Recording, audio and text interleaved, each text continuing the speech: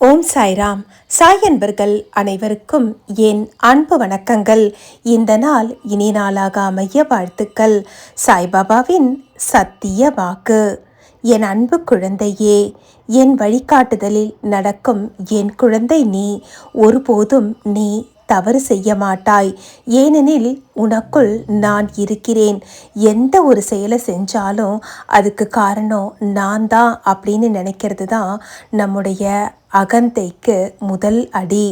எந்த ஒரு செயல் நடந்தாலும் இதற்கு காரணம் என் குரு அப்படின்னு சொல்லி நீ உன்னுடைய தவறுகளாக இருந்தாலும் சரி, சரியாக செய்யக்கூடிய விஷயங்களாக இருந்தாலும் சரி, அவை எல்லாத்துக்கும் என் குரு தான் காரணம்னு சொல்லி நீ நினைக்கிற தெரியுமா? அந்த உன்னுடைய நம்பிக்கைக்கும் உன்னுடைய பக்திக்கும் தான் நான் உன்னுடன் இருக்கிறேன். கஷ்டம் வந்தாலும் சரி, சந்தோஷம் வந்தாலும் சரி, சமநிலையில் பார்க்குற தெரியுமா?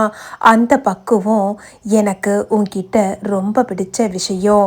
என்னுடைய சாயி சச்சரிதத்தை வெறுமனே படிக்கிறதோட மட்டும் இல்லாமல் உன்னுடைய வாழ்க்கையில் நடைமுறைப்படுத்துகிற பற்றியா, அந்த விஷயம் உன்கிட்ட எனக்கு பிடிச்ச விஷயம். ஏன்னா நான் என் பக்தர்களுக்கு வலியுறுத்தக்கூடிய விஷயங்கள் பல அதில் ஒரு சில விஷயங்களையாவது நீங்கள் செய்கிறத பார்த்து நான் சந்தோஷப்படுறேன். அந்த விதத்தில் நீ நான் சொன்ன விஷயங்களை உன் வாழ்க்கையில் கடைபிடிக்கிறாய். அதனால் உனக்கு எந்த இடத்துலையும் அவநம்பிக்கை வரவே கூடாது. எப்பவும் என்னுடைய கண்காணிப்பில் தான் என்னுடைய குழந்தைகளாகிய நீங்கள் இருக்கிறீங்க. நான் சொன்னபடி நல்லதனமாக நடந்துக்கிற, அன்னதானம் செய்கிற, சதா சர்வகாலமும் கடவுளின் நாமத்தை உச்சரிக்கிறாய். கடவுள் நாம் எல்லாம் செய்கிறதெல்லாம் பார்த்துக்கிட்டு இருக்கிறாரு.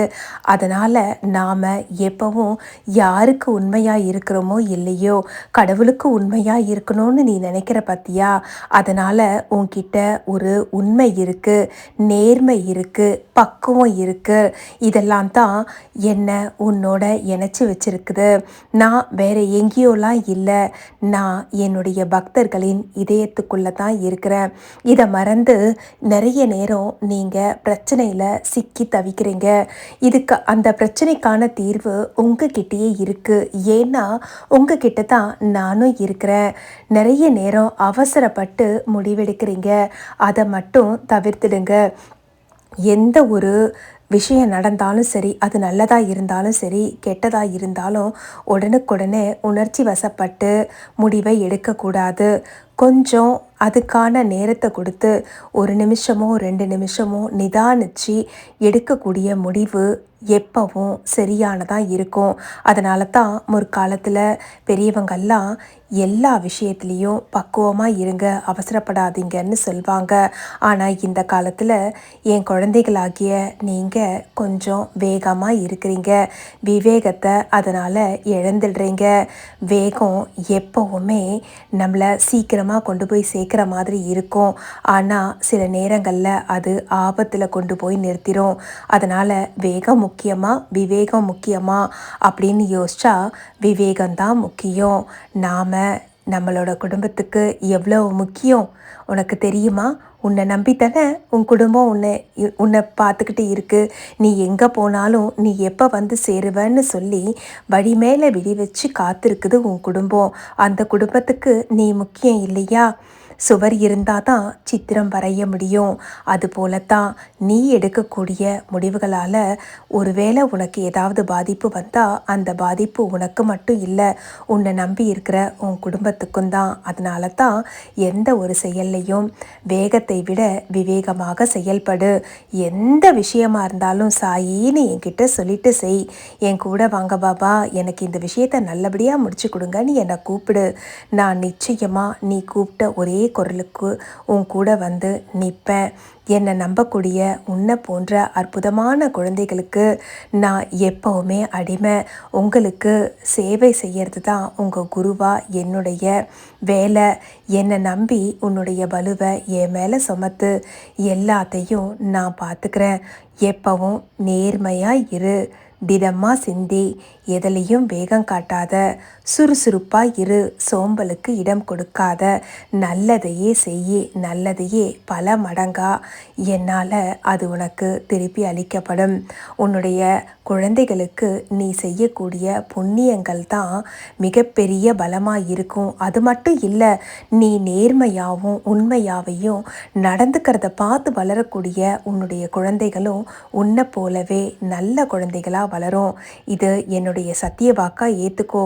என்ன தெரியுமா, உன்னை எப்படி என்னுடைய குழந்தையாக பாவிச்சு வழி நடத்துகிறேனோ அதே போல் உன் குழந்தைகளையும் உன்னுடைய வருங்கால சந்ததிகளையும் உன் சாய் எப்போதும் குருவாக இருந்து வழிநடத்துவேன். இது என்னுடைய சத்திய வாக்கு. எந்த செயல்லையும் நான் இருக்கேன், கவலைப்படாத.